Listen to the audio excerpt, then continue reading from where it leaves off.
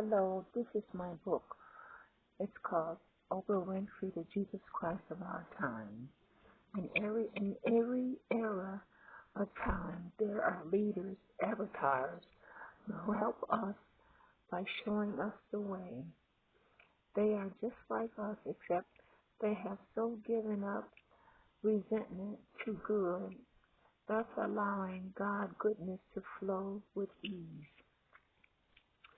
Jesus had his era, but now our dear sister Oprah has incarnated to show us the way to allow goodness to flow.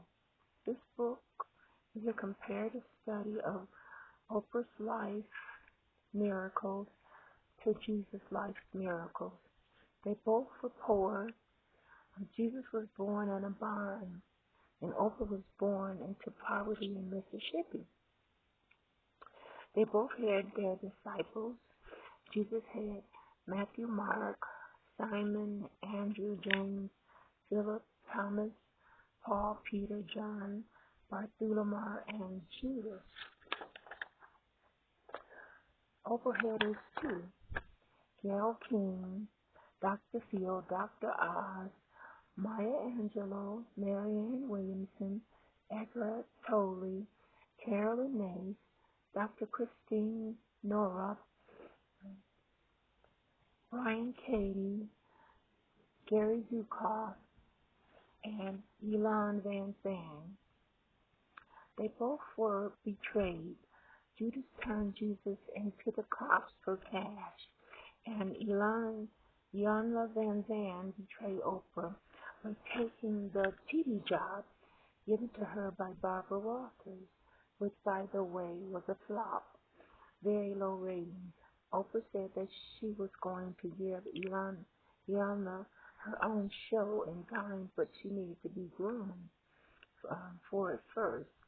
Oprah later forgave Iyanla, just like Jesus forgave Judas. Jesus raised the dead, and Oprah raised the dead, so to speak, by building up her South Africa school for girls, breathing life into those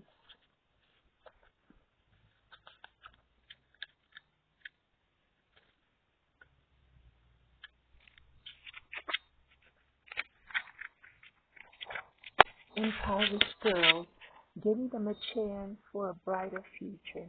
I asked myself, when did Jesus become the Christ? I think he always had an inclination about himself, but he really became the Christ, I believe, that he traveled to the Far East and learned to meditate and commune with the divine.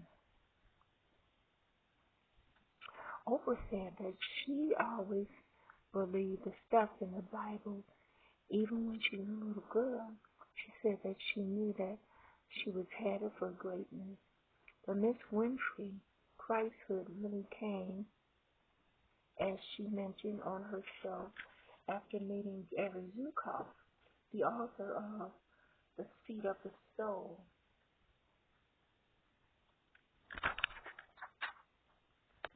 Before that, although Oprah was successful, her show was much like the other shows, trying to get high ratings and showing junk stuff. But after The Seed of the Soul, she knew that her show had a greater purpose, that was to help herself and others connect to their higher self. And that's when Miss Winfrey discovered her Christhood, what I think. She started having guests on her show who had a message, no more junk stuff. John, one of Jesus' disciples, according to the Bible, really loved Jesus. They were friends, someone whom Jesus could really trust.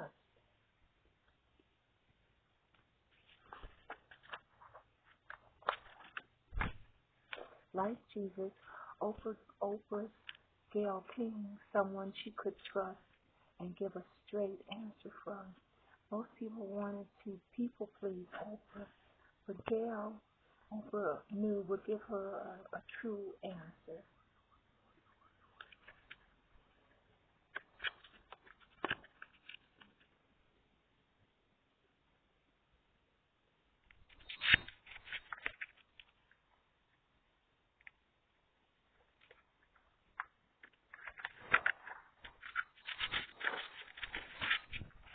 Jesus fed a bunch of people with 5 loaves of bread and 2 fishes, according to the article I read.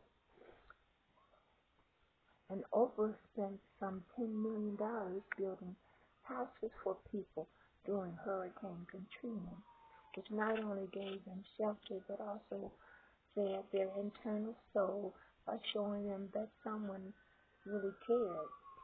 According to the Bible, Jesus gave his disciples a promise that after his departure that they too would be able to do great things, even more than he, stressing that the power was within all of us.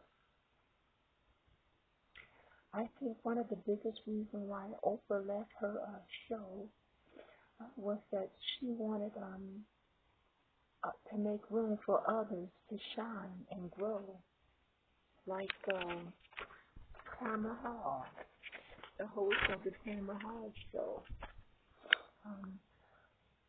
I think Oprah is really happy that Tamara Hall show is doing good and quietly sending messages like, "You go, girl, I know you can do it," encouraging her on. I think Oprah and Jesus are great avatars and wonderful teachers, and thanks to them and others, I'm slowly beginning to recognize my own greatness. I hope this audio book, it's really just a talk, but I feel smart when I say audio book, was helpful. If you like this book, please send me some donation cash to Key West Bank, 1933 28th Street, Suite 100, Boulder, Colorado, 80301, in care of Benella Moore. That's Benella, Moore, Moore. Thank you, and I'm going to share some more audio books about my life too later on. Thank you.